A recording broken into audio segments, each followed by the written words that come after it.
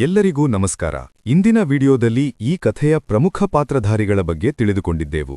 ಮತ್ತೆ ಇವಾಗ ನಾನು ಈ ಕಥೆಯ ಭಾಗ 1ರ ಜೊತೆಗೆ ಬಂದಿದ್ದೇನೆ.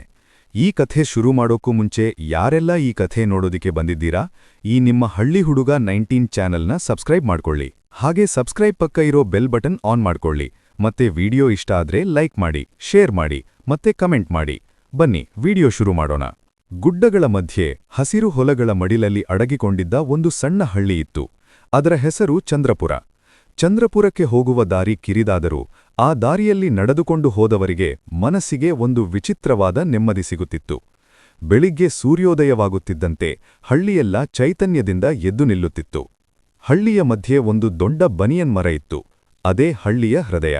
ಬೆಳಿಗ್ಗೆ ಹಸುವುಗಳನ್ನು ಕಟ್ಟಿಯಿಡುವವರು, ಸಂಜೆ ಕುಳಿತು ಮಾತನಾಡುವ ಹಿರಿಯರು, ಆಟವಾಡುವ ಮಕ್ಕಳು ಎಲ್ಲರೂ ಆ ಮರದ ನೆರಳಿನಲ್ಲೇ ಸೇರಿಕೊಳ್ಳುತ್ತಿದ್ದರು. ಆ ಮರದ ಕೆಳಗೆ ಕುಳಿತು ಹಳ್ಳಿಯ ಹಿರಿಯರಾದ ನರಸಿಂಹಯ್ಯ ಪ್ರತಿದಿನ ಹಳೆಯ ಕಥೆಗಳನ್ನು ಹೇಳುತ್ತಿದ್ದರು. ಅವರ ಮಾತುಗಳಲ್ಲಿ ಹಳ್ಳಿಯ ಇತಿಹಾಸ, ಮಣ್ಣಿನ ಘಮ, ಬದುಕಿನ ಬುದ್ಧಿ ಎಲ್ಲವೂ ಇರುತ್ತಿತ್ತು. ಚಂದ್ರಪುರದ ಜನರು ತುಂಬಾ ಸರಳ ಜೀವನ ನಡೆಸುತ್ತಿದ್ದರು. ಬೆಳಿಗ್ಗೆ ಕೋಳಿ ಕೂಗುತ್ತಿದ್ದಂತೆ ರೈತರು ಹೊಲಕ್ಕೆ ಹೊರಡುತ್ತಿದ್ದರು. ಹೊಲಗಳಲ್ಲಿ ಕೆಲಸ ಮಾಡುವಾಗ ಅವರು ಹಾಡು ಹಾಡುತ್ತಾ ಒಬ್ಬರನ್ನೊಬ್ಬರು ಸಹಾಯ ಮಾಡಿಕೊಂಡು ದುಡಿಯುತ್ತಿದ್ದರು. ಬೆವರು ಸುರಿದರೂ ಅವರ ಮುಖದಲ್ಲಿ ಬೇಸರವಿರಲಿಲ್ಲ, ಏಕೆಂದರೆ ಆ ಮಣ್ಣು ಅವರ ಬದುಕಿನ ಭಾಗವಾಗಿತ್ತು. ಹಳ್ಳಿಯಲ್ಲಿ ಮಲ್ಲಿಕಾ ಎಂಬ ಹುಡುಗಿಯಿದ್ದಳು. ಅವಳು ಓದಿನಲ್ಲಿ ತುಂಬಾ ಚತುರಳಾಗಿದ್ದಳು. ಆದರೆ ಅವಳಿಗೆ ತನ್ನ ಹಳ್ಳಿಯ ಮೇಲೆ ಅಪಾರ ಪ್ರೀತಿ. ಶಾಲೆಯಿಂದ ಮನೆಗೆ ಬಂದ ಕೂಡಲೇ ಅವಳು ಅಮ್ಮನಿಗೆ ಕೆಲಸದಲ್ಲಿ ಸಹಾಯ ಮಾಡುತ್ತಿದ್ದಳು.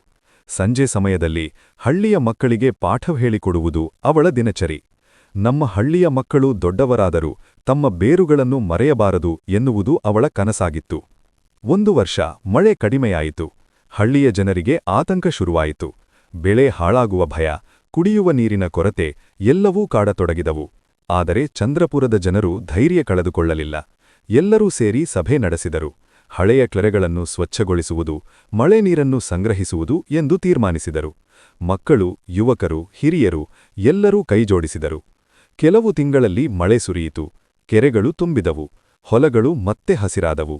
ಆ ದಿನ ಹಳ್ಳಿಯ ಜನರು ಬನಿಯನ್ ಮರದ ಕೆಳಗೆ ಸೇರಿ ಸಂಭ್ರಮಿಸಿದರು.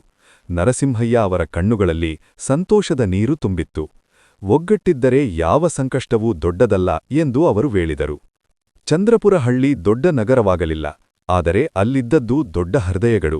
ಪ್ರೀತಿ, ಸಹಕಾರ ಮತ್ತು ಮಣ್ಣಿನ ಮೇಲೆ ನಂಬಿಕೆ ಇವೇ ಆ ಹಳ್ಳಿಯ ನಿಜವಾದ ಸಂಪತ್ತು. ಕಾಲ ಎಷ್ಟೇ ಬದಲಾಗಲಿ, ಚಂದ್ರಪುರದ ಆತ್ಮ ಮಾತ್ರ ಎಂದಿಗೂ ಬದಲಾಗಲಿಲ್ಲ.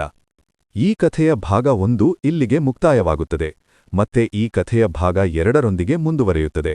ಮುಂದಿನ ವಿಡಿಯೋದಲ್ಲಿ ಈ ಕಥೆಯ 2ನೇ ಭಾಗದ ಜೊತೆಗೆ ಬರುತ್ತೇನೆ. ಹಾಗೆ ತಪ್ಪದೇ ವಿಡಿಯೋ ಲೈಕ್ ಮಾಡಿ, ಶೇರ್ ಮಾಡಿ, ಮತ್ತೆ ಕಮೆಂಟ್ ಮಾಡಿ. ಎಲ್ಲರಿಗೂ ಧನ್ಯವಾದಗಳು.